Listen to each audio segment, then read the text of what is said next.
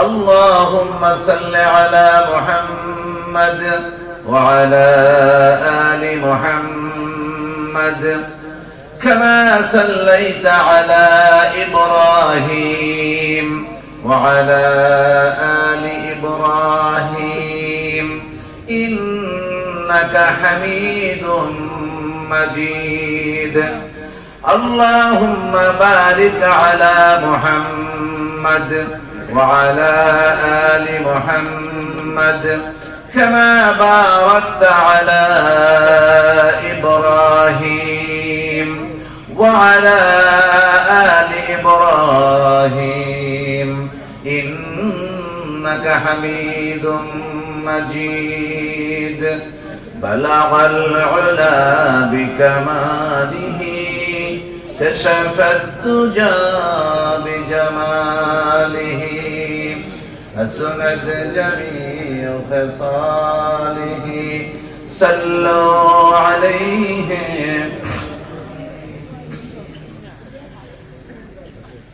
تنظيم الأطفال Husainia Islamic academy ও উত্তর পালন এলাকাবাসীর উদ্যোগে নবম বার্ষিকী তাফসীরুল কোরআন মাহফিলের সম্মানিত সভাপতি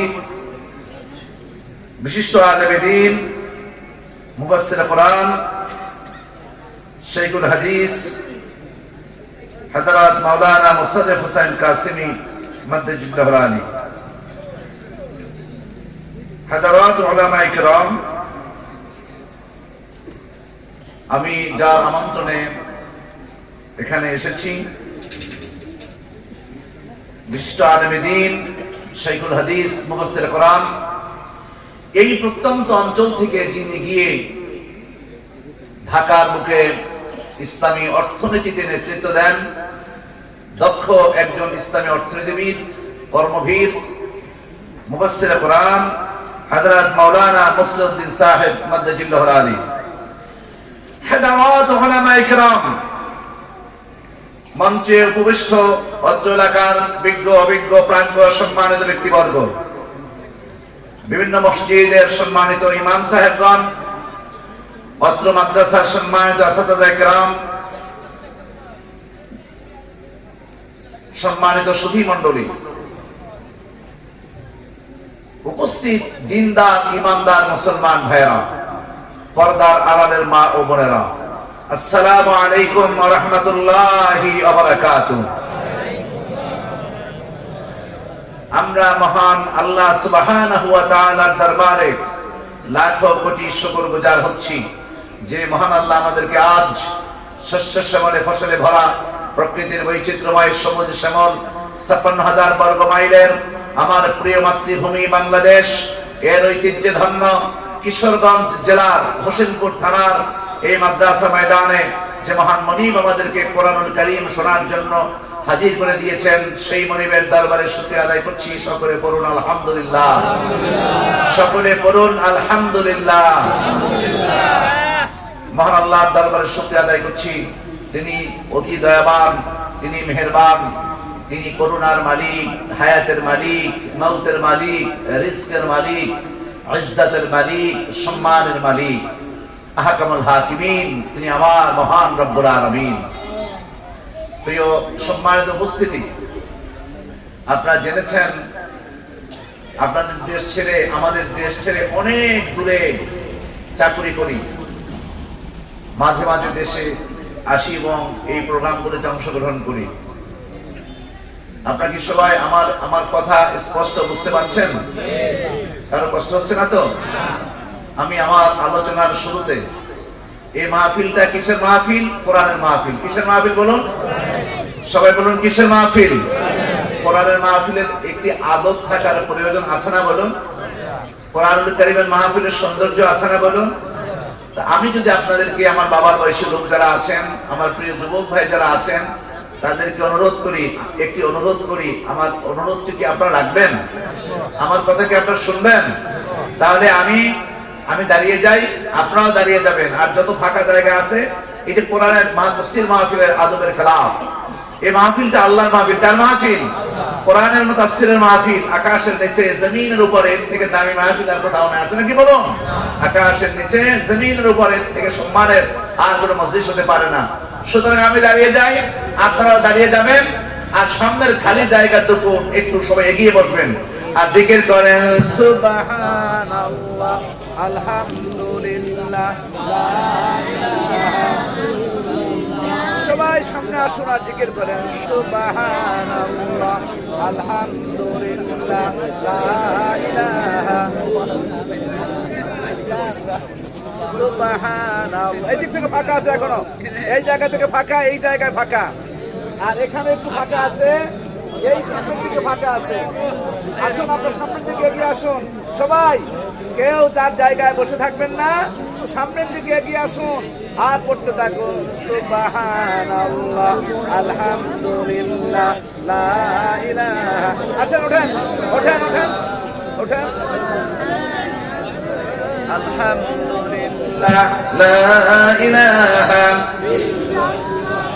সুবহানাল্লাহ আলহামদুলিল্লাহ লা ইলাহা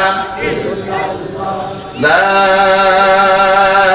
ইলাহা ইল্লাল্লাহ মুহাম্মাদুর রাসূলুল্লাহ সাল্লাল্লাহু আলাইহি ওয়াসাল্লাম। আমরা বলি আলহামদুলিল্লাহ।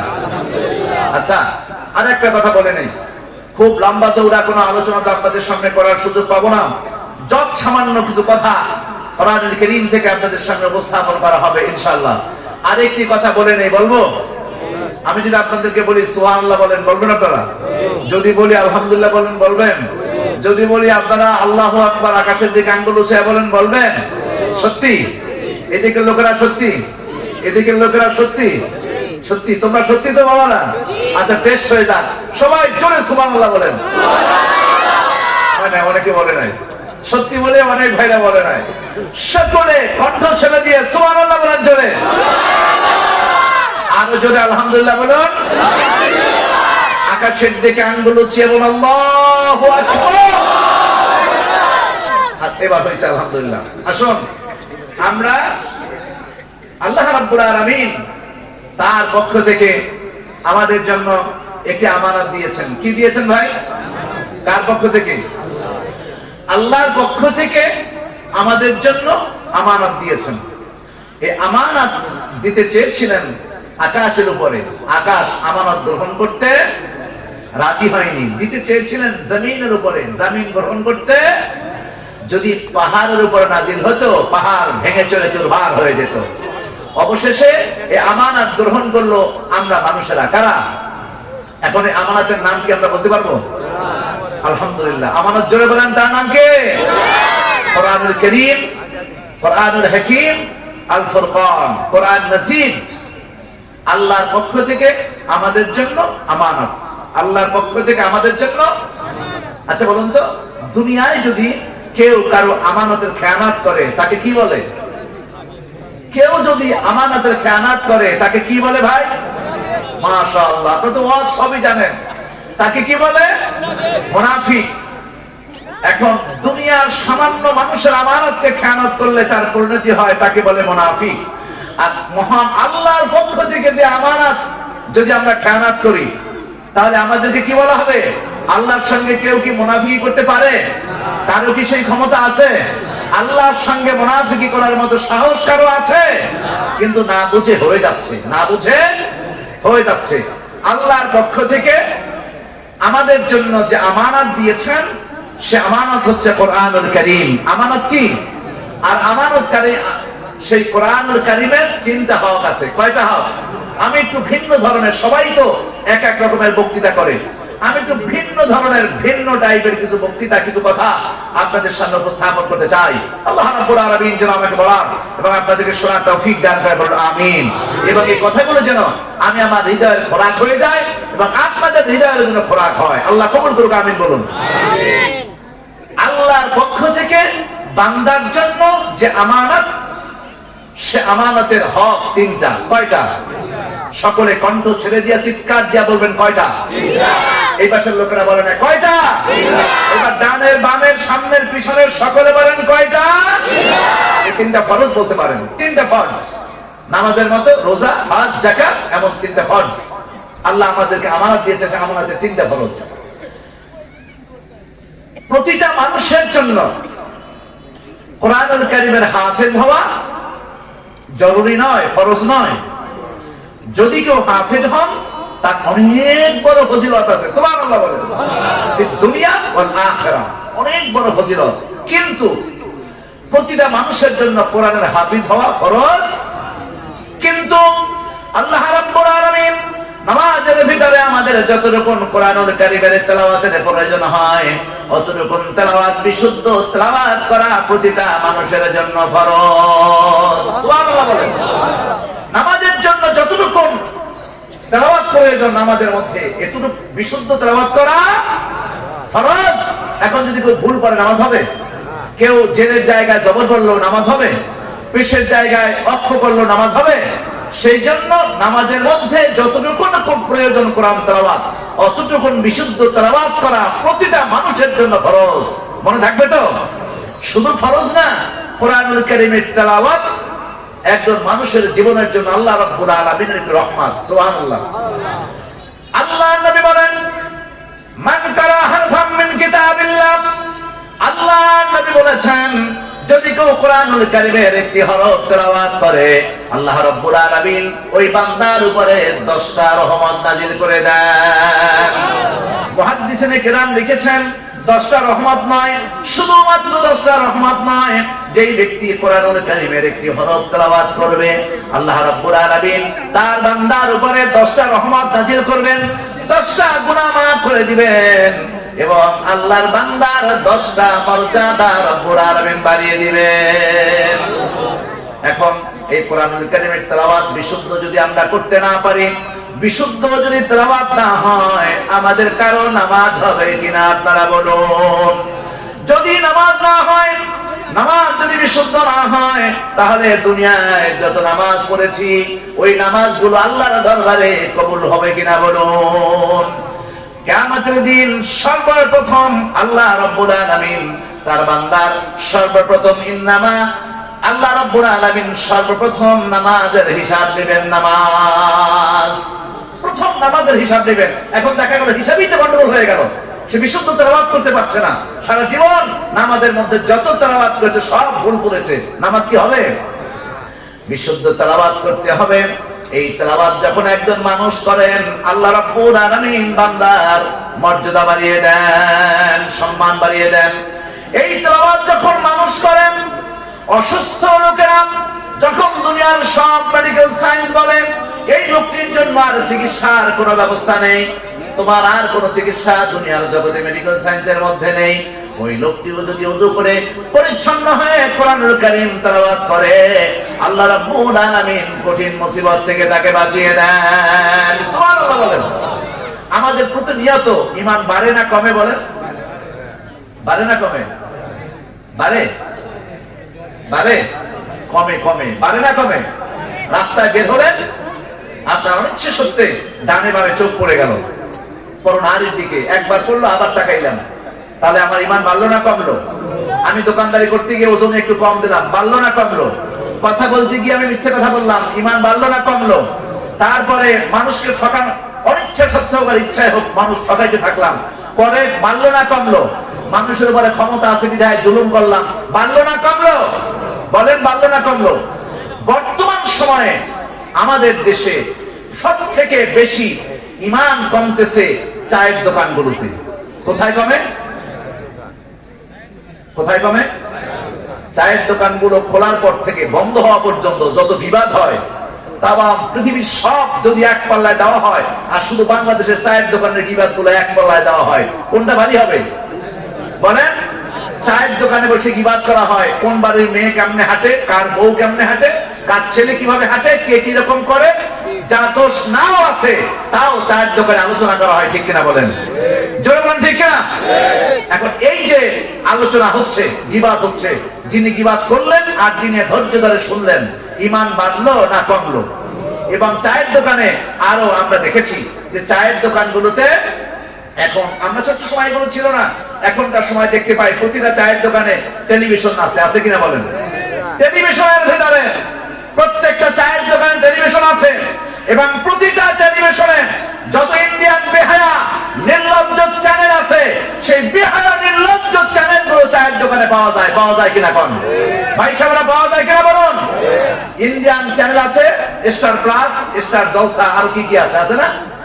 একটা যুবতী মেয়ে বাবা মা ঘুমিয়ে থাকার পরে কিভাবে তার দেয়াল কেটে জানলা কেটে পালিয়ে যেতে হয় অপর পুরুষের সঙ্গে, এই ইন্ডিয়ান চ্যানেলে শেখানো হয় কিনা?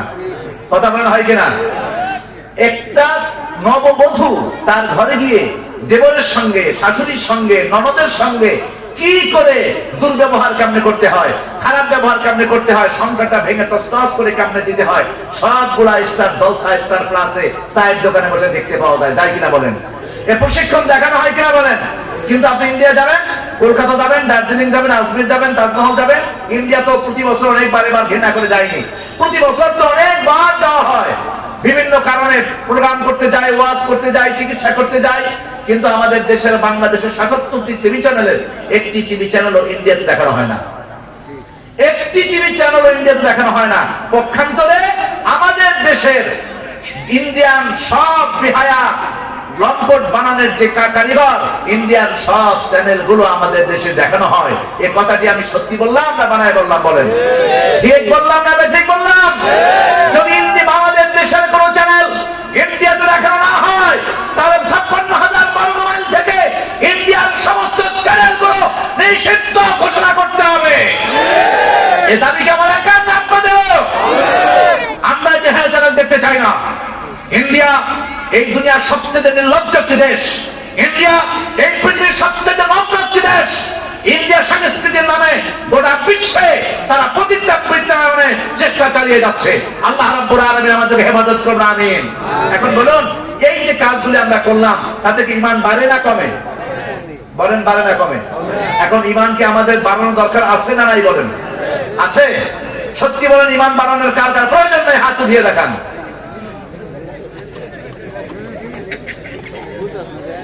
এইবার বলুন, ঈমান বাড়ানোর কার দরকার? আল্লাহু আকবার। সবার দরকার। তার কোরআন থেকে আমরা জেনে নেই। কোথা থেকে জানবো? আমার মহান আল্লাহ রাব্বুল আলামিন বলেন, ইন্নামাল মুমিনুনা আল্লাযীনা ইযা যুকিরাল্লাহু ওয়াজিলাত কুলুবুহুম ওয়া ইযা তুলিয়াত আলাইহিম আয়াতুহু যাদাতুহুম ঈমান ঈমানাও ওয়া আলা রাব্বিহিম ইয়াতাওয়াক্কালুন। মহান আল্লাহ রাব্বুল আলামিন বলেন, আমার মুমিন বান্দারা যখন কোরআনুল কারীম অধ্যয়ন করে, কোরআনুল কারীম তেলাওয়াত করে, আমি আল্লাহ রাব্বুল আলামিন বান্দার ঈমানটাকে বাড়িয়ে দেই। তাহলে আমরা সিদ্ধান্ত নিতে পারবো, এই তাফসীরুল কোরআন মাহফিল থেকে সিদ্ধান্ত নেব, আমরা প্রতিদিন এক আয়াত হলেও কোরআন তেলাওয়াত করব। রাজি আছি কিনা বলুন সবাই? আল্লাহু আকবার। সবাই আল্লাহু আকবার। আমরা প্রতিদিন কমপক্ষে কোরআনুল কারীমের একটি আয়াত তেলাওয়াত করব। কেন করব? তাহলে আল্লাহ আমাদের ঈমানটাকে বাড়িয়ে দেবে। সুবহানাল্লাহ বলেন। কমপক্ষে একটি আয়াত করব। যদি আপনাদেরকে জিজ্ঞেস করা হয় যে হাত জায়গায় বলেন তো, এই আজকে কারা কারা পড়ছেন? আলেম, মোল্লা, মৌলভী সাহেব, হাফেজ সাহেব, ইমাম সাহেব, তাদের তো কামি এইটা। তারা বলবে আমরা পড়ছি। সাধারণ লোকটাকে আমরা বলতে পারবো? যদি বলি এই মাসের মধ্যে বলে তা বলতে পারবো না। যদি বলা হয় যে বছরের মধ্যে বলেন, তাও বলে আমরা পড়ি নাই।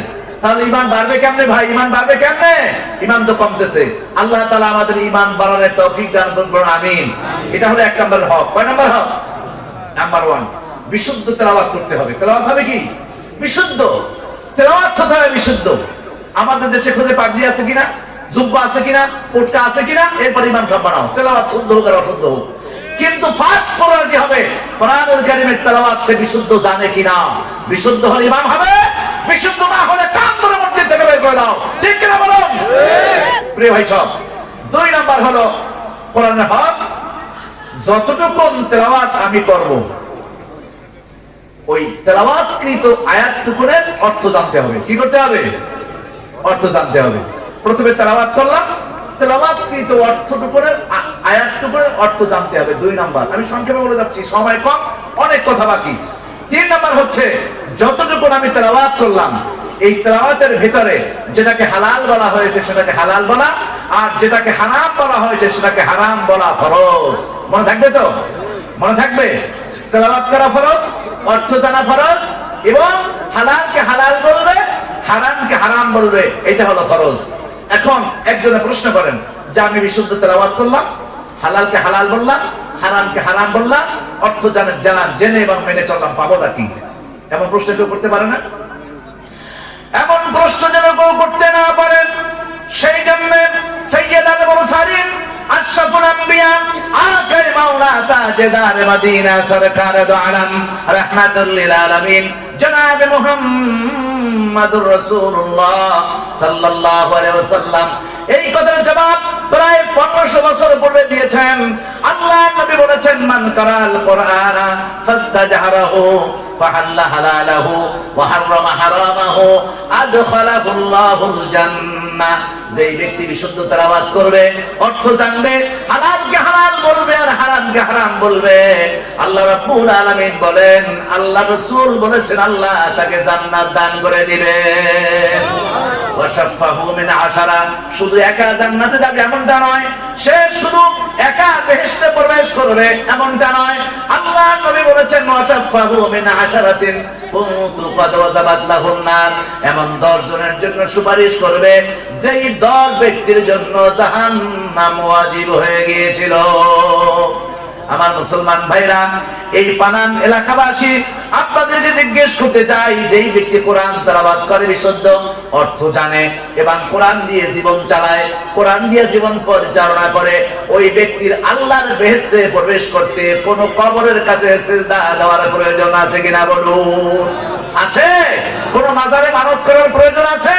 কোন মাজারে গিয়ে সিজদা দেওয়ার প্রয়োজন আছে? যেটা বলা কোন পীরের সামনে গিয়ে তার সিজদা দেওয়ার প্রয়োজন আছে কিনা বলুন? মোটেই নেই, মোটেই নেই। আমাদেরকে কে সৃষ্টি করেছে? আরো জোরে বলেন, আরো জোরে বলুন, আরো জোরে বলুন, কে সৃষ্টি করেছেন? যিনি সৃষ্টি করলেন তিনি কি আমাদেরকে পথ দেখালেন না?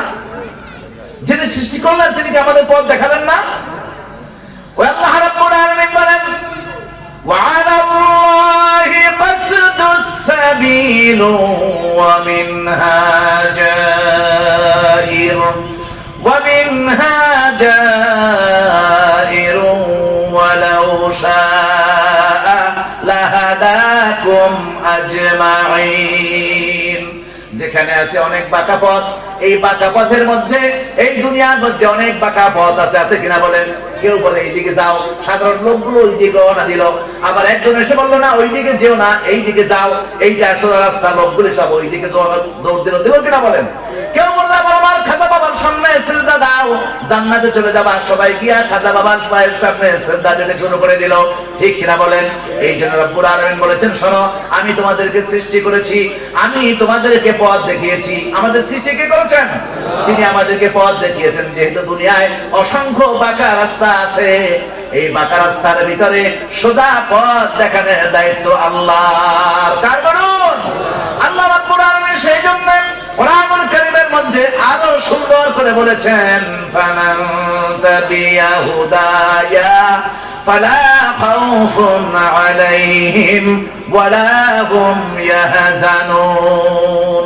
যে বা যারা কোরআন থেকে হেদায়েত গ্রহণ করবা, যে বা যারা কোরআন থেকে হেদায়েত গ্রহণ করবা, লা খাউফুন আলাইহিম ওয়ালা হুম ইয়াহজানুন, তার কোনো চিন্তা নেই, তার কোনো ভয় নাই। আমরা কি দুনিয়ায় নিশ্চিন্ত, আখিরাতে নিশ্চিন্ত থাকতে চাই? সবাই চাই। তাহলে কোরআন থেকে হেদায়েত গ্রহণ করতে হবে। কোত্থেকে? এই দুনিয়ার মানুষের ভেলকিবাজি আর ধান্দাবাজি আর চান্দাবাজি থেকে নিজের জীবনকে বের করে দিয়ে কোরআনুল কারীমের হেদায়েত গ্রহণ করতে আমরা কি সবাই রাজি আছি? সবাই রাজি আছি কিনা বলুন? আল্লাহু আকবার, হাত তুলে আল্লাহু আকবার। আমরা কোরআনের হেদায়েত গ্রহণ করতে রাজি আছি। আর যে দুই একজন উঠালেন না, তারা হয়তো কোরআনের হেদায়েত গ্রহণ করতে রাজি নাই, তাতে আমাদের কোনো আপত্তি নাই। হেদায়েত আল্লাহর কাছে, কার কাছে? আর কোরআনের হেদায়েত গ্রহণ করতে আমরা রাজি আছি ইনশাআল্লাহ বলুন। আসুন আমরা আমাদের আলোচনার ভূমিকা এখানেই শেষ করলাম। আমরা সংক্ষিপ্ত ভাবে জেনে নিলাম কোরআনের আল্লাহর পক্ষ থেকে আমাদের জন্য আমানত হচ্ছে কোরআন। আল্লাহর পক্ষ থেকে আমানত কি? কোরআন। আর সে কোরআনের তিনটা হক আছে। নাম্বার 1 বিশুদ্ধ তেলাওয়াত, নাম্বার 2 যতটুকু তেলাওয়াত করব অর্থ জানবো, আর নাম্বার 3 এই কোরআনের মধ্যে যেটাকে হালাল বলা হয়েছে সেটাকে হালাল বলে মেনে নেয়া, যেটাকে হারাম বলেছে সেটাকে হারাম বলে মেনে নেয়া। আল্লাহ তাআলা আমাদের কবুল করুক, আমরা বলি আমিন। আরো জোরে বলুন আমিন। আসুন সেই কোরআনুল কারীম থেকে আপনাদের সামনে যৎসামান্য আলোচনা করা যাক। সেই কোরআনুল কারীম থেকে সরাসরি আপনাদের সামনে কিছু কথা উপস্থাপন করতে চাই। আল্লাহ রাব্বুল আলামিন আমাকে বলার এবং আপনাদেরকে শোনার তৌফিক দান করুন, আপনারা বলে আমিন। আরো জোরে বলুন আমিন। আমি পড়ি, আমার সাথে আপনারা পড়ুন। আউযু বিল্লাহি মিনাশ শাইতানির রাজীম। বিসমিল্লাহির রাহমানির রাহিম। ইন্নাহু লা ইফলিহুল যালিমুন। সাদাকাল্লাহুল আযীম। বিতাইত মারদুদ শয়তানের হাত থেকে বাঁচা চাই। করুণা নিধান, দয়ার আধান আল্লাহর নামে শুরু করছি। নিশ্চয়ই জালিমরা কখনো সফল হতে পারে না। সাদাকাল্লাহুল আযীম। আপনাদের সামনে কোরআনুল কারীমের যে মহা পংক্তিটুকু উপস্থাপন করেছি, আল্লাহ রাব্বুল আলামিনের মহাবাক্যটুকু রাব্বুল আলামিন কোরআনুল কারীমের 6 নম্বর সূরা সূরা আনআমের মধ্যে সন্নিবেশিত করেছেন। আল্লাহ রাব্বুল আলামিন এই সূরা আনআম এটি মক্কি সূরা। এটি কি সূরা? মক্কি সূরা। কোরআনুল কারীমের সূরাগুলোকে দুই ভাগে ভাগ করা হয়েছে। কয় ভাগে? মক্কিয়া, মাদানিয়া। মক্কিয়া, মাদানিয়া। যেই সূরার সৃষ্টাংশ মক্কা মুকাররমা নাযিল হয়েছে তাকে বলে মক্কি সূরা, আর যেই সূরার সৃষ্টাংশ মদিনা আল মুনাওয়ারায় নাযিল হয়েছে তাকে বলে মাদানী সূরা। তার এই ধারাবাহিকতা আজ কোরআনুল কারীমের যে মহা আয়াতগুলো আপনাদের সামনে উপস্থাপন করেছি, উপস্থাপিত আয়াতে কারিমাটুকু রব্বুল আলামিন মক্কি সূরা সূরা আনআমের মধ্যে সন্নিবেশিত করেছেন। সূরা আনআম একটি গুরুত্বপূর্ণ সূরা। কোরআন শরীফের সব সূরাগুলোই গুরুত্বপূর্ণ। এই সূরাটির ভিতরে ইসলামী সমাজ বিনির্মাণের জন্য আল্লাহ রাব্বুল আলামিন অনেক গুরুত্বপূর্ণ দিক নির্দেশনা দিয়েছেন। একজন মানুষ দুনিয়ায় সফল এবং আখিরাতে সফল হওয়ার জন্য যে ডিরেকশন, নির্দেশনা, এটি রব্বুল আলামিনের সূরার মধ্যে আল্লাহ রাব্বুল আলামিন উল্লেখ করেছেন। এই সূরার মধ্যে 20টি রুকু আছে। এই সূরায় 165টি আয়াত আছে। আল্লাহ রাব্বুল আলামিন এই সূরার বরকত, ফজিলত, এই সূরার মাহাত্ম্য রব্বুল আলামিন আমাদেরকে আমল করার তৌফিক দান করুক, আমরা বলি আমিন। এই সূরাটি মেনে আমাদের ব্যক্তিতে, পরিবারে, সমাজে এবং রাষ্ট্রে, জীবনের সকল দীর্ঘ বিভাগে আল্লাহ রাব্বুল আলামিন সুখী সমৃদ্ধশালী একটি ইসলামী দেশ গড়ার জন্য এই সূরার মধ্যে যে নির্দেশনা দেওয়া হয়েছে আল্লাহ রাব্বুল আলামিন সেগুলো আমাদেরকে আমল করার তৌফিক দান করুক, আমিন। আরো জোরে বলুন আমিন। তার বিষয়টি হচ্ছে ইন্নাহু লা ইফলিহুজ যালিমুন। ইন্নাহু লা ইফলিহুজ যালিমুন। আল্লাহ বলেন জালিমরা কখনো, নিশ্চয়ই জালিমরা কখনো সফল হতে পারে না। নিশ্চয়ই জালিমরা কখনো সফল হতে পারে না। এই আয়াতের তাফসীর আল্লাহ তাআলা নিজেই করছেন। আলহামদুলিল্লাহ বলেন। না একবারে ঠান্ডা আলহামদুলিল্লাহ বলে হবে না, তুমি জোরে বলতে হবে। আরেকটু জোরে আলহামদুলিল্লাহ বলেন। পানি আছে? আল্লাহ রাব্বুল আলামিন, আমার মহান আল্লাহ রাব্বুল আলামিন বলেছেন, ওয়াল্লাহু লা ইয়াহদিল কওমাল যালিমিন। মহান আল্লাহ রাব্বুল আলামিন বলেন জালিম সম্প্রদায়কে কখনো পথ দেখানো হয় না। অন্য আয়াতে রাব্বুল আলামিন আরো সুন্দর করে বলেছেন, ওয়াল্লাহু লা ইউহিব্বুল যালিমিন। আল্লাহ রাব্বুল আলামিন বলেছেন জালিমদেরকে আল্লাহ রাব্বুল আলামিন ভালোবাসেন না। কথা তিনটা। কথা কয়টা? প্রথমে বললেন আল্লাহ জালিম সম্প্রদায়কে কখনো পথ দেখান না। তার মানে হলো এক, জালিম একা নয়, জালিমের গোষ্ঠী সুদ্ধা রাব্বুল আলামিন তাদেরকে পথ দেখায় না। শুধু জালিম একাকে নয়, জালিমের গোষ্ঠী সুদ্ধা কাউকে আল্লাহ পথ দেখায় না। তারপর বললেন আমি জালিম সম্প্রদায়কে ভালোবাসি না। এরপর বললেন জালিম সম্প্রদায়কে পথ দেখানো হয় না। প্রথমে বললেন জালিম সফল হয় না, এরপরে বললেন জালিম সম্প্রদায়কে কখনো পথ দেখানো হয় না। এরপরে রব্বুল আলামিন বলেন জালিমদেরকে আমি আল্লাহ ভালোবাসি না। আমরা কি ভালোবাসি? জালিমদেরকে আমরা কি ভালোবাসি? এখন জুলম, বিষয়টা হচ্ছে জুলম। বিষয়টি কি? জুলম। জুলম এটি আরবি শব্দ। জুলম এটি আরবি শব্দ। লুগাতুল আরবিয়া, আল কাউসার, আল মানার, মুআজ্জাম আল ওয়াসিত, আল মুনজির, ফারহান জাদিদ, এই 6টা অভিধান থেকে অর্থ নিয়েছি বাংলা সাবলীল অর্থ করার জন্য। এই 6টা অভিধান থেকে সহযোগিতা নিয়েছি। জুলম এটা আরবি শব্দ। আল্লাহ রাব্বুল আলামিন আহকামুল হাকিমিন কোরআনুল কারীমে জুলম শব্দটি বহুবিধ ব্যবহার করেছেন। বিভিন্ন জায়গায় স্পষ্ট অথবা প্রত্যক্ষ, আবার কখনো পরোক্ষ জালিম শব্দটি ব্যবহার করেছেন, জুলম শব্দটি ব্যবহার করেছেন। জুলম এটি আরবি শব্দ। বাংলা অর্থ হবে একদম সহজ। সাবলীল অর্থ হবে অত্যাচার, অবিচার, অনাচার, অন্যায়, অমানবিক, গর্হিত, নিষ্ঠুরতা, নির্দয়তা, চাপিয়ে দেয়া এবং মানতে বাধ্য করা। ফরহান জাদিদ লিখেছেন মানতে বাধ্য করা। আর আমার প্রিয় ব্যক্তিত্ব, প্রিয় মুহাদ্দিস, প্রিয় একজন ঐতিহাসিক, ঐতিহাসিক, আমার অত্যন্ত প্রিয় একজন লেখক, তিনি আল্লামা রাগিব ইসফাহানি রাহমাহুল্লাহ নব্বরাল্লাহু বারাকাতুহু ওয়া জাআলাল জান্নাতা মাসওয়াহু, তিনি লিখেছেন হুয়া ওয়াদউ শাই ফি গায়রি মাওদুইহি। তিনি বলেছেন একদম সহজ ভাষায় তিনি পৃথিবীকে বুঝিয়েছেন জুলুম বলা হয় ওই জিনিসটাকে, যে জিনিসটা যেই জায়গায় উপযুক্ত সেই জিনিসটাকে সেই জায়গায় না রেখে অন্য জায়গায় রাখার নামই হচ্ছে জুলম। কথা বুঝতে পেরেছেন? মাইক সামনে রাখলে পরে আমার কণ্ঠ আপনারা স্পষ্ট শুনতে পাবেন, এজন্য আমার সামনে মাইকটাকে রেখেছেন। কেউ যদি এসে বলে না এই মাইকটা পিছনের দিক দিয়ে দাও, এটার নাম জুলম। এটার নাম কি? জুলম। এই পানাম বাজারে একজন দোকান ভেজে গেল, 4-5 জন কেটা মাস্তান ধান্দা বাজারে চান্দাবাজ এসে বলল দোকান উঠাইতে তোমাদেরকে দেব না, আমাদেরকে মোটা অঙ্কে টাকা দাও, না হলে তোমাদেরকে কাজ করতে দেব না। এটার নাম কি? কথা কন না কেন আপনারা? আপনাদের কি কষ্ট হচ্ছে ভাইরা? আমার কথা শুনতে কষ্ট হচ্ছে? আলোচনা কি আপনাদের খারাপ লাগতেছে? এটার নাম কি?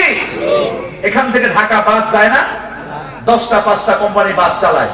নতুন একজন লোক বলল যে আমি একটা বাস এখানে দেব, অনেক কষ্ট করে টাকা কামাই করেছি।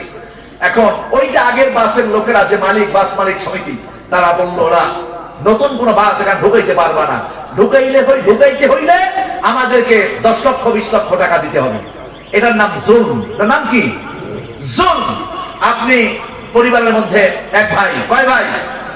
এক ভাই 2 বোন, বা 2 ভাই 3 বোন। এখন ভাইরা বাপের সম্পত্তি সব খেয়ে ফেলবে, বোনদেরকে দেবে না। এটার নাম কি? জুলম এবং হারাম। এক ভাই শক্তি বেশি, চাকরি করে ভালো, পয়সা কামায় ভালো, আর এক ভাই একটু গরিব, লেখাপড়া তেমন করে নাই, সে একটু খেতে খামারে কাজ করছে। এখন ওই ভাই তার নিজের সম্পদ, নিজের টাকা পয়সা সন্তান দিয়ে ঠেলতে ঠেলতে ঠেলতে ঠেলতে ওই ভাইকে দেয়ালে শেষ কিনারে নিয়ে দেওয়া, এর নাম জুলম। এর নাম কি? কথা বলেন না, এর নাম কি? জুলম। এরপরে একটা অবলা নারীকে বিয়ে করে নিয়ে আসবে, নিয়ে এসে তাকে ঘরের মধ্যে রাখবে, ঘরের মধ্যে রেখে তারপরে বলবে যা তোর বাপের বাড়ি থেকে টাকা নিয়ে আয়, আমি মোটরসাইকেল কিনবো। তোর বাপের বাড়িতে এদিকের লোক তো বিদেশে বেশি, আমি যে সিটি কর্পোরেশনে আছি, আপনাদের এই কিশোরগঞ্জ জেলার প্রায় 1000-এর উপর লোক আমার ওখানে আছে। 14 দেশের মানুষের নামাজ পড়াই, 14 দেশের মানুষের নামাজ পড়াই। এই কিশোরগঞ্জ, বিশেষ করে পটিয়াদি থানার অনেক লোক সেখানে আছে, এই হোসেনপুর থানার অনেক লোক আছে। এখন বলে বিয়ে করে যা তোর বাপের বাড়ি যা, ওইখান থেকে টাকা নিয়ে আয়, আমি বিদেশে যাবো। বলে কিনা? কথাখান বলে কিনা? এটা জুলম। শ্বশুর বাড়ি থেকে স্ত্রীকে চাপ দিয়া দুর্ব্যবহার করে টাকা এনে বিদেশে যাওয়া, দোকান দেওয়া, ব্যবসা করা, মোটরসাইকেল কেনার থেকে একটা ভাঙ্গা খোলা নিয়ে ভিক্ষা করা অনেক ভালো। ঠিক আছে বলেন কেন? যারা বলেন ঠিক কিনা? সুতরাং জুলম বিষয়টি আপনারা বুঝতে পারছেন? জুলম, যার গায়ে একটু শক্তি আর একজনকে ধাক্কা দিল, এটার নাম কি? জুলম। এরকম জুল ব্যক্তিতে, পরিবারে, সমাজে, রাষ্ট্রে, আন্তর্জাতিক অঙ্গনে সব জায়গায় জুলুম চলছে। কি চলছে? জুলুম চলছে। এখন এই জুলম প্রধানত 3 প্রকার। জুলুম কয় প্রকার? জুলুম প্রধানত 3 প্রকার। জুলুম প্রধানত 3 প্রকার। জুলুম প্রধানত 3 প্রকার। 1 নম্বর হলো জুলুম ফি হাক্কিল্লাহ, 2 নম্বর হলো জুলুম ফি হাক্কিল ইবাদ, আর জুলম আলান নাফস। জুলুম ফি হাক্কিল্লাহ, আল্লাহর সঙ্গে জুলুম। কার সঙ্গে জুলুম? বলেন সবাই, কার সঙ্গে জুলুম? আল্লাহর সঙ্গে জুলুম করলে তার কি কোনো উপায় আছে? একটু জিকির করেন সুবহানাল্লাহ আলহামদুলিল্লাহ। এই পিছনে কথা বলে কেন ভাই, সমস্যা হচ্ছে নাকি? কোনো অসুবিধা আছে? আলহামদুলিল্লাহ লা ইলাহা আলহামদুলিল্লাহ লা ইলাহা লা ইলাহা ইল্লাল্লাহ মুহাম্মাদুর রাসূলুল্লাহ সাল্লাল্লাহু আলাইহি ওয়াসাল্লাম। ও ভালো কথা বলতে ভুলে গেছি, দুইজন লোকের দ্বন্দ্ব লাগে কিনা বলেন? ঝগড়া লাগে না? দুইজনের ঝগড়া লাগে না? গ্রামবাসী বলে তোমরা সালিশ বিচার ডাকো, বলে কি বলে না? আপনারা কথা বুঝতে পারলে যাতা মানুষের মতো জবাব দিতে হবে, বলে কি বলে না বলুন?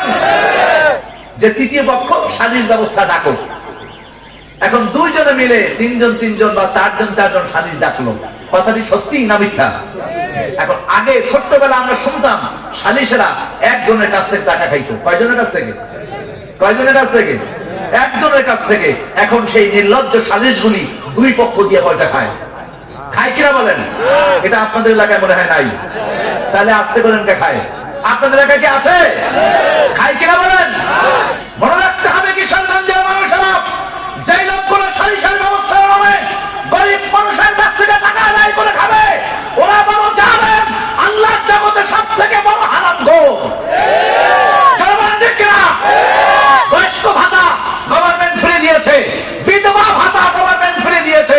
এই বয়স্ক ভাতায়, বিধবা ভাতায় চেয়ারম্যান মেম্বার যেই নেতা জনগণকে চাপে রেখে গরিব মানুষের কাছ থেকে টাকা খাবে, এইগুলো জানেন এইগুলো হারামখোর। ঠিক কিনা বলেন? এর থেকে বড় হারামখোর আর কেউ নয়। সরকার রাস্তা দিল যে পানান উত্তর থেকে দক্ষিণ পাড়া বিশাল একটা রাস্তা হবে। চেয়ারম্যান সাহেব রাস্তা চুরি করে পেটের মধ্যে খাই ভালাইল। খাই কিনা? ও জানে বকি চলেন কোন চান্দাবাজি বাংলাদেশে আর চলবে না। কি বলেন? চলবে? আমরা কি চান্দাবাজ চাই? চান্দাবাজ চাই? আমরা কি মাস্তান চাই? আমরা সুখী সমৃদ্ধ শান্তি একটি ইসলামী দেশ চাই। এটা মুসলমানের দেশ, ইসলামের দেশ, শাহজাহানের দেশ। এই দেশে আর কাউকে চান্দাবাজি করতে দেওয়া হবে না। যদি কোন চাঁদাবাজকে পেয়ে যান, গাছের সঙ্গে পা বেঁধে রাখবেন, ইচ্ছা মতো মেহমানদারি করে থানার পুলিশের হাতে দিয়ে দিবেন। মনে থাকবে তো? এগুলি জুলুম। সালিশি করবা বেটা, সালিশি করবা, বিচার করবা, আর দুই পক্ষ দিয়ে টাকা খাবা, এরা হারামখোর। এগুলো কি বলেন? এগুলো কে? আল্লাহ তৌফিক দান করবেন, আমিন। আরো জয় বলেন আমিন। এখন জুলুম প্রধানত তিন প্রকার। কয় প্রকার? জুলুম প্রধানত তিন প্রকার। প্রথম হচ্ছে জুলুম ফি হাক্কিল্লাহ। আল্লাহর সঙ্গে কোন জুলুম করার ক্ষমতা কি আমাদের আছে বাবারা? একটু জোরে বলেন আছে? আল্লাহর সঙ্গে কি আমরা জুলুম করতে পারি? একজন লোক ছিলেন, তিনি নবীও না রাসূলও না, নাম তার লোকমান। নাম কি? লোকমান। নবীও নয়, রাসূলও নয়। এই লোকমান যখন তার ছেলেরা পরিণত বয়সে উপনীত হলো, তখন ছেলেদেরকে ডাকলেন, ডেকে সন্তানদেরকে কাছে বসালেন। সন্তানদেরকে কাছে ডাকলেন, কাছে ডেকে বললেন, আমার প্রিয় সন্তানেরা তোমরা শোনো। সেই দিন হযরত লোকমান তার সন্তানদেরকে কি নসিহত করেছিল, আল্লাহ রাব্বুল আলামিন কোরআনুল কারীমের মধ্যে কোট করলেন এইভাবে, যাতে করে কিয়ামত পর্যন্ত যত সন্তানের পিতা জন্মগ্রহণ করবে তারা যেন বুঝতে পারে সন্তানদেরকে এমন নসিহত করতে হয়। মহান আল্লাহ রাব্বুল আলামিন বলেন, إذ قال لقمان لابنه وهو يعظه يا بني لا تشرك بالله إن الشرك لظلم عظيم। সন্তানদেরকে কাছে ডেকে পরিণত বয়সে পড়েছে সন্তানগুলোকে পিতা নসিহত করছেন, ও আমার প্রিয় সন্তানেরা, তোমরা আল্লাহর সঙ্গে কাউকে শরীক করো না, নিশ্চয়ই আল্লাহর সঙ্গে শরীক করা হলো বড় গুনাহ। সুবহানাল্লাহ বলেন। অন্য জায়গায় রব্বুল আলামিন বলেন, ওয়াবুদুল্লাহ ওয়া লা তুশরিকু বিহি শাইআ। তোমরা এক আল্লাহর ইবাদত করো, তিনি ছাড়া তোমাদের কোনো ইলাহ নাই। জোরে বলেন সুবহানাল্লাহ। আল্লাহ রাব্বুল আলামিন আমাদেরকে সৃষ্টি করেছেন, আল্লাহ রাব্বুল আলামিন আমাদেরকে সৃষ্টি করেছেন। কোনো সন্দেহ আছে কিনা বলেন? সন্দেহ আছে? রব্বুল আলামিন আমাদেরকে সৃষ্টি করেছেন, কেন মৃত্যু দিলেন, কেন হায়াত দিলেন? মান ভালো করে আপনারা শুনেন, কেন আমাদেরকে আল্লাহ হায়াত দিলেন আর কেন তিনি আমাদেরকে মৃত্যু দিলেন? কিসের জন্য দিলেন, কি কারণে দিলেন? ব্যাখ্যা দিচ্ছে কোরআনুল কারীম। আমার মহান আল্লাহ রাব্বুল আলামিন বলেন, আল্লাযী খালাকাল মাউতা ওয়াল হায়াতা লিয়াবলুয়াকুম আইয়ুকুম আহসানু আমালা। তোমরা এমনটা ভেবো না, বয়স হবে, বিয়ে করবা, কামাই করবা, পেট ভরে খাবার মলমূত্র ত্যাগ করবা, অবয়স হলে পরে মারা যাবা। এই জন্য আমি তোমাদেরকে সৃষ্টি করি নাই। আমি তোমাদেরকে সৃষ্টি করেছি এই জন্যে, হায়াত দিয়েছি এই জন্যে, আর মৃত্যু দিয়েছি এই জন্যে, যাতে করে তোমরা কে কত বেশি ভালো কাজ করতে পারো। সুবহানাল্লাহ বলেন। প্রতিযোগিতা করবে কে কত ভালো কাজ করতে পারে। সুবহানাল্লাহ বলেন। সেই জন্য আল্লাহ রাব্বুল আলামিনের সঙ্গে কাউকে শরীক করা যাবে না। আল্লাহর সঙ্গে শিরিক করা সবথেকে বড় গুনাহ। আল্লাহর সঙ্গে শিরিক করা সবথেকে বড় জুলম। এর থেকে বড় জুলম আর পৃথিবীতে হতে পারে না। আমার মহান আল্লাহ রাব্বুল আলামিন আরো সুন্দর করে গোটা পৃথিবীর মানুষকে বোঝানোর জন্য, तमाम বিশ্ববাসীকে বোঝানোর জন্য আমার মহান রব আরো সুন্দর করে বলছেন, ইন্নাহু মান ইউশরিক বিল্লাহি ফাকাদ হারামাল্লাহু আলাইহিল জান্নাহ ওয়া মাওয়াহুন নার ওয়া মা লিল-যালিমিনা মিন আনসার। আল্লাহ রাব্বুল আলামিন বলেন, ইন্নাহু মান ইউশরিক বিল্লাহ, নিশ্চয় আল্লাহর সঙ্গে শিরক করবে, ফাকাদ হারামাল্লাহু আলাইহিল জান্নাহ, ওই লোকটির জন্য আমি আল্লাহ আমার জান্নাত হারাম হয়ে গেল। ওয়া মাওয়াহুন নার, তার ঠিকানা হলো জাহান্নাম। ওয়া মা লিল-যালিমিনা মিন আনসার, আল্লাহর সঙ্গে শিরক করা জালিমদের জন্য কিয়ামতের ময়দানে কোনো সাহায্যকারী খুঁজে পাওয়া যাবে না। কি বলেন, যাবে? খুঁজে পাওয়া যাবে না। আল্লাহ রাব্বুল আলামিন অন্য জায়গায় আরো সুন্দর করে বললেন, ইন্নাল্লাহা লা ইয়াগফিরু আন ইউশরাকা বিহি ওয়া ইয়াগফিরু মা দুনা যালিকা লিমান ইয়াশা ওয়া মান ইউশরিক বিল্লাহি ফাকাদ ইফতারা ইসমান আযীমা। আল্লাহ রাব্বুল আলামিন বলেন, শোনো, যত অপরাধ তুমি করো আমি আল্লাহ তোমার সব অপরাধ মাফ করে দেব। সুবহানাল্লাহ বলেন। হয় না? আরো জোরে বলেন। যত অপরাধ তুমি করো আমি সব গুনাহ তোমার মাফ করে দেব, কিন্তু আমার বান্দা যদি তুমি আমার সঙ্গে শিরক করো আমি আল্লাহ তোমার শিরকের গুনাহ ক্ষমা করব না। যেই ব্যক্তি শিরক করবে আল্লাহর সঙ্গে জুলুম করলো, যেই ব্যক্তি শিরক করলো আল্লাহর সঙ্গে জুলুম করলো। এখন বলেন ভাইরা, যদি আপনাদেরকে জিজ্ঞেস করা হয় আমরা শিরক করি কিনা, বলেন আমরা, বলেন না আমরা তো শিরক করি না, বলবেন না? কিন্তু আসলে আমাদের অজান্তে পরিজার গহীন দ্বন্দ্বে আমাদের চিত্তচ্যুত হয়ে আমরা অনেক শিরক করে যাচ্ছি। নাউযুবিল্লাহ বলেন, সবাই নাউযুবিল্লাহ বলেন, আরো জোরে নাউযুবিল্লাহ বলেন। আমরা বলি কিনা? এই এলাকার লোকেরা বিদেশে থাকে বেশি, আমি জানি। বাবাই বলতেছে কোন কায়দায় কোন রকম জমিন খাত জমিন বিক্রি করে সিলেটের সৌদি আরব পাঠাইছিলাম, আর নাইলে কি খাইতাম। এই কথা বলে কিনা বলেন? বলে কিনা বলেন? বলে কোন রকম খাত জমিন বিক্রি করে ছেলেটার চাকরি দিয়েছিলাম, নাইলে খাইতাম কি। কথাটা বলে কিনা বলেন? এরপরে বলে সারা রমজানের মাস এমন কোন বেচা কিনা হয় নাই, যদি চাঁদ রাত্রে বিক্রি করতে না পারতাম তাহলে খাইতাম কি, ঈদ করতাম কেমন। এই কথা বলে কিনা বলেন? আমার প্রশ্নের জবাব দিবেন, আমরা কি খাবো দুনিয়ার কোন মানুষ জানে না, আল্লাহ রাব্বুল আলামিন জানে। জোরে বলেন, কে জানে? আল্লাহর নাম কি একটু জোরে বলা যাবে? সবাই কণ্ঠ ছেড়ে জোরে আল্লাহর নাম বলতে পারবেন? আকাশের দিকে আঙ্গুলটা উঁচিয়ে বলতে পারবেন? আমরা কি খাবো এই কথাটা কে জানেন? সুবহানাল্লাহি ওয়া বিহামদি। এই কথা আল্লাহ রাব্বুল আলামিন জানে আমরা কি খাবো, দুনিয়ার কোন মানুষ জানে না।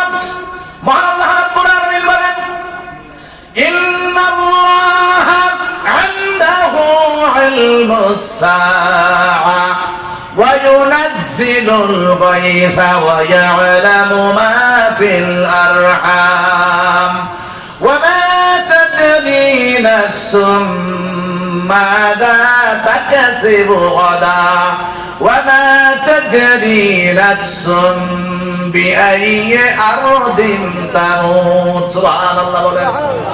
কিয়ামত কখন হবে এই কথা দুনিয়ার কেউ জানে কিনা বলেন? জানে? কিয়ামত কখন হবে কেউ জানে না। এরপরে মায়ের পেটে কি হবে, ছেলে হবে না মেয়ে হবে, দুনিয়ার কোনো মানুষ জানে না। ডাক্তার 100 দিন পরে 100 ডেজ পরে ডাক্তার বলে যায়, শোনো তোমার পেটে ছেলে হবে বা মেয়ে হবে। আল্লাহ রাব্বুল আলামিন মায়ের পেটের মধ্যে হাত বানিয়ে দিলেন, পা বানিয়ে দিলেন, শরীরের স্ট্রাকচার তৈরি করে দিলেন। তারপরে মেডিকেল সায়েন্স বলতেছে তোমার পেটে ছেলে হবে না মেয়ে হবে। কিন্তু আল্লাহ রাব্বুল আলামিন বলেন, আমি জানি তোমার মায়ের পেটে কি হবে, ছেলে হবে না মেয়ে হবে, দুনিয়ার কেউ জানে না। ঠিক কিনা বলুন? আমার মুসলমান ভাইরা, মেয়ে হওয়ার কারণে স্বামী তার স্ত্রীকে তালাক দেয়, এমন ঘটনা বাংলাদেশে ঘটে কিনা বলুন? ঘটে না? ছেলে মেয়ে হওয়ার কারণে স্বামী তার স্ত্রীকে পিটায়, মেয়ে হওয়ার কারণে স্ত্রীর সঙ্গে দুর্ব্যবহার করে, মেয়ে হওয়ার কারণে স্ত্রীকে অভিশাপ দেয়। দেয় কিনা বলেন? এই কথাটি সত্যি না মিথ্যা? যদি মেয়ে হওয়ার কারণে কোন স্ত্রী দায়ী হয়, স্ত্রীর কি দায়ী হওয়ার কথা বলেন? দায়ী কে হওয়ার কথা? যদি কোনো মানুষ দায়ী হয়, তাহলে ছেলে মেয়ে হওয়ার জন্য দায়ী হবে তার স্বামী। কি হবে? ভালো করে শুনুন, ছেলে মেয়ে হওয়ার জন্য দায়ী হবে স্বামী। দায়ী হবে কে? এখন কথা বলবেন, এখন অনেকেই জবাব দেবে না। কথা বুঝতে পেরেছেন? গায়ে পড়লে এরকমটা হয়, গায়ে পড়লে এমনটা হয়। ওই যে কোথায় বক্তৃতা করেছিলাম, বললাম স্ত্রীকে মারা হারাম, মেম্বার সাহেব পিছন থেকে উঠে বলে আরাম। আমি বলি হারাম, সে বলে কি আরাম। স্ত্রীর সঙ্গে দুর্ব্যবহার করা হারাম, স্ত্রীকে গালি দেয়া হারাম, স্ত্রীর সঙ্গে খারাপ ব্যবহার করা হারাম। 30 দিন স্ত্রী ভাত রান্না করলো, হঠাৎ করে একদিন ভাত বেশি সিদ্ধ হয়ে গেল, স্ত্রীকে পিটানো শুরু করলো, গালি দেওয়া শুরু করলো। এমনটা হয় কিনা বলেন? রমজানের দিনে অনেক মৌলবীকে দেখেছি, সাধারণ মানুষের কথা তো দূরের কথা, রমজানের দিনে ইফতারি বানাতে গিয়ে মুখ কেন সিদ্ধ হয় নাই, সেই জন্য মৌলবী ইফতারি রেখে এবার স্ত্রীকে পিটায়। রহমত হবে কেমনে? দোয়া কবুল হবে কেমনে? মানে হুজুর দোয়া করেন, হুজুর দোয়া করেন, হুজুর দোয়া করেন, দোয়া কবুল হওয়ার তো রাস্তা লাগবে, লাগবে কিনা বলুন? সেই জন্য স্ত্রীর সঙ্গে দুর্ব্যবহার করা মুসলমানের কাজ নয়, স্ত্রীর সঙ্গে খারাপ ব্যবহার করা মুসলমানের কাজ নয়। ভাত কম সিদ্ধ হয়েছে, তরকারিতে বেশি ঝাল হয়েছে, তারপরে ডালে লবণ হয় নাই, সেই জন্য স্ত্রীর সঙ্গে দুর্ব্যবহার করা সম্পূর্ণ হারাম। বলেন এটি কি? 3-4 জন লোকে বলছে হারাম, আর সবাই চুপ করে আছে। কারণটা কি বলেন তো সবাই? আরো জোরে, আরো জোরে বলেন। আর ছেলে আর মেয়ে হওয়ার কারণে যদি কোনো মানুষ দায়ী হয়, তাহলে দায়ী হওয়ার কথা পুরুষের। কার দায়ী হওয়ার কথা?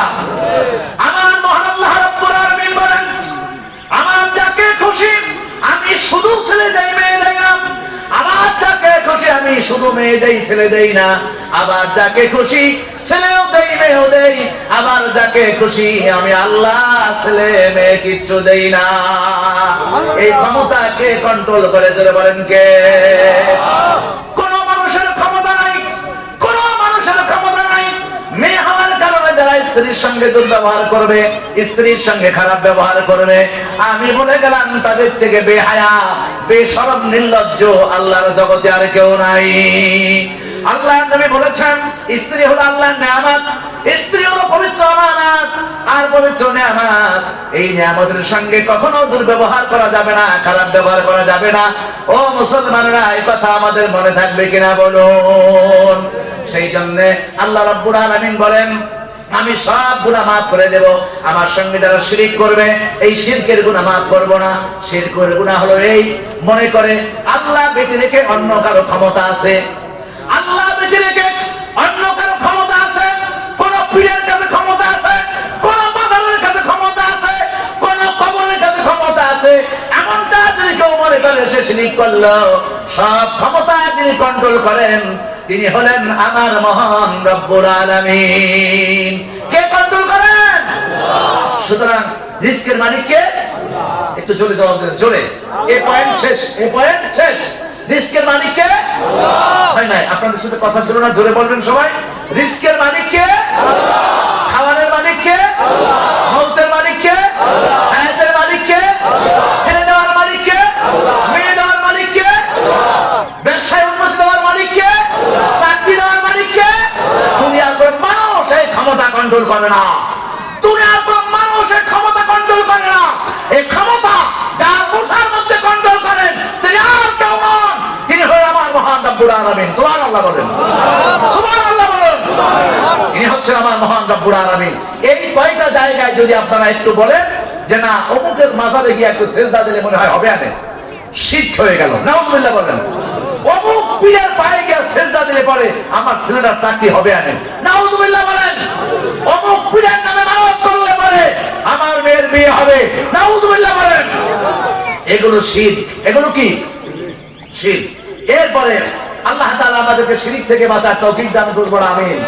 আরো জোরে বলেন আমিন। এরপরে 2 নাম্বার হচ্ছে জুলুম ফি হাক্কিল ইবাদ। এটি মারাত্মক বিষয়। জুলুম ফি হাক্কিল ইবাদ, মানুষের সঙ্গে জুলুম করা, মানুষের সঙ্গে জুলুম করা। আমি টেলিভিশনের মধ্যে দেখেছি, ইউটিউবে দেখেছি। আমি তখন মক্কা মুকাররমায় ছিলাম, আমরা ইউটিউবের মাধ্যমে দেখেছি এই পৃথিবীর অন্যতম শ্রেষ্ঠ মুফাসসির কোরআন আল্লামা দেওয়ান হোসেন সাঈদীকে তার চোখের সামনে বসে 16 কয়েকজন তার শরীরে ঢুকিয়ে হত্যা করা হচ্ছে, কিন্তু কারো কাছে বলার কিচ্ছু নাই, তার কোনো ক্ষমতা নাই কিচ্ছু বলার। জালেমেরা কৌশল করে চোখের সামনে একটা মানুষকে হত্যা করছে, এর থেকে বড় জুলুম আর পৃথিবীতে কি হতে পারে? মানুষকে হত্যা করছে তার চোখের সামনে, কিন্তু সে কিছু বলতে পারছে না। তার চোখের সামনে হত্যা আয়োজন হচ্ছে। আল্লাহ রাব্বুল আলামিন যেন তার কোরআনের পাখিকে জান্নাতুল ফেরদৌসের সর্বোচ্চ মাকাম দান করে, বলো আমিন। জুলুম ফি হাক্কিল ইবাদ পৃথিবীর সৃষ্টি লগ্ন থেকে শুরু হয়েছে, এই জুলুম আজও চলছে। কি বলেন, চলছে না? এই জুলুম সব থেকে জঘন্য, এই জুলুম সব থেকে বড় অন্যায়। এই জুলুম আল্লাহ রাব্বুল আলামিন বলেন ওয়া আতাদনা লিয-যালিমিনা আযাবান আলীমা। আমি এই জালিমদের জন্য কঠিন আযাব রেখেছি, আমি জালিমদের জন্য কঠিন আযাবের ব্যবস্থা রেখেছি। এই জুলুম আমরা কেউ করব না। রাসূল করিম সাল্লাল্লাহু আলাইহি ওয়াসাল্লাম বাইতুল্লাহর সামনে নামাজ পড়ছেন, কি করছেন? আবু জাহেল ঘর থেকে বেরোলো, বললেন মুহাম্মদকে যেই জায়গায় পাবো সেই জায়গায় মারবো। হাতে তরবারি নিয়ে, হাতে লাঠি নিয়ে আবু জাহেল ঘর থেকে বেরিয়ে এলো। এসে দেখে সাইয়্যিদুল মুরসালিন আশরাফুল আম্বিয়া জনাবে মুহাম্মদুর রাসূলুল্লাহ সাল্লাল্লাহু আলাইহি ওয়াসাল্লাম বাইতুল্লাহর সামনে নামাজ আদায় করছেন। আবু জাহেল ডানে তাকালো আর বামে তাকালো, ডানেও কাউকে দেখতে পায় না, বামেও কাউকে দেখতে পায় না। এই বাচ্চা দৌড়ে এমন টান মারলো, আল্লাহর নবী ঘুরতে ঘুরতে মাথার মধ্যে পড়ে গেলেন। মাথায় আঘাত লাগলো, শরীরে আঘাত লাগলো, বুকে বড্ড আঘাত লেগে গেল। আল্লাহর নবী সাল্লাল্লাহু আলাইহি ওয়াসাল্লাম বেহুশ হয়ে জমিনে পড়ে থাকলেন। হযরত হামজা হরিণ শিকার করতে গিয়েছিলেন, বাড়ি ফিরলেন, দাসীর মুখে খবর শুনে চলে গেলেন আবু জেহেলের বাড়ি। গিয়ে বলে, আবু জেহেল আমি শুনলাম তুই মুহাম্মদ সাল্লাল্লাহু আলাইহি ওয়াসাল্লামকে মারছিস, কেন মারলি বল, কিসের জন্য মারলি বল। তুই মনে করছিস আব্দুল্লাহ মারা গেছে বলে মুহাম্মদ সাল্লাল্লাহু আলাইহি ওয়াসাল্লাম এতিম হয়ে গেছে, তা মনে করিস না। আব্দুল্লাহ মারা গেছে বলে মুহাম্মদ সাল্লাল্লাহু আলাইহি ওয়াসাল্লাম এতিম হয় নাই। আরে এমন আদর্শবান, এমন চরিত্রবান মানুষ কি আল্লাহর জমিনে আর হতে পারে, যে কাউকে মারলো না, কাউকে ঠকালো না, কাউকে পিটালো না। আমাদেরকে তিনি ভালো ভালো কথা বলেন, আমাদেরকে তিনি সুন্দর সুন্দর কথা বলেন। সুতরাং কেন মারলি, কিসের জন্য মারলি তুই বল। তুই মনে করছিস আব্দুল্লাহ মারা গেছে বলে মুহাম্মদ সাল্লাল্লাহু আলাইহি ওয়াসাল্লাম এতিম হয়ে গেছে, তা মনে করিস না। আব্দুল্লাহ মারা গেছে, কিন্তু মুহাম্মদ সাল্লাল্লাহু আলাইহি ওয়াসাল্লামের চাচা হামজা আজও মারা যায় নাই। হযরত হামজা হাতে ধমক দিয়া এমন আঘাত করলেন, আবু জাহেলের মাথার ফেনকি রক্ত বেরিয়ে গেল। হামজা হন হন করে ছুটে এসে বাইতুল্লাহর সামনে হুজুরের মস্তক মোবারক কোলের উপরে উঠিয়ে নিয়ে চুমু খেতেছেন আর বলতেছেন, বাবারে তোমাকে মেরেছে বলে আমি আবু জাহেলের মাথাটা ফাটায় দিয়ে আসছি। হুজুর বললেন, চাচা কোন রকম চক্ষু উন্মিলন করে বলে, চাচা কাকে মেরেছেন, কেন মেরেছেন, এই সকল কথা বলে আমার খুশি করতে পারবেন না। হযরত হামজা বলেন, বাবা তাহলে কি হলে তুমি খুশি হও? হুজুর বললেন, কারো মারলে, কারো রক্ত দেখলে আমি খুশি হই না। আমি খুশি হই চাচা একটি বার যদি আপনার মুখে শুনি লা ইলাহা ইল্লাল্লাহু মুহাম্মাদুর রাসূলুল্লাহ সাল্লাল্লাহু আলাইহি ওয়াসাল্লাম। আল্লাহ হযরত হামজা বলেন, আমি বুঝতে পেরেছি তুমি সাধারণ কোনো মানুষ নও, সত্যি তুমি আল্লাহর নবী, তাতে কোনো সন্দেহ নাই। তুমি যদি খুশি হও তাহলে আমার কাছে সত্য পরিষ্কার হয়ে গেছে। তুমি সাক্ষ্য থাকো, আমি পড়তেছি আশহাদু আল্লা ইলাহা ইল্লাল্লাহু ওয়াহদাহু লা শারীকা লাহু ওয়া আশহাদু আন্না মুহাম্মাদান আবদুহু ওয়া রাসূলুহু। একটু জিকির করেন, লা ইলাহা ইল্লাল্লাহ।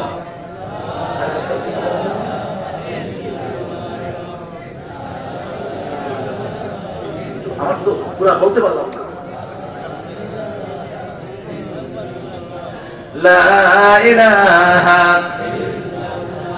লা ইলাহা ইল্লাল্লাহু মুহাম্মাদুর রাসূলুল্লাহ সাল্লাল্লাহু আলাইহি ওয়াসাল্লাম। আমাকে 10:30 পর্যন্ত সময় দেয়া হয়েছিল। কয়টা পর্যন্ত?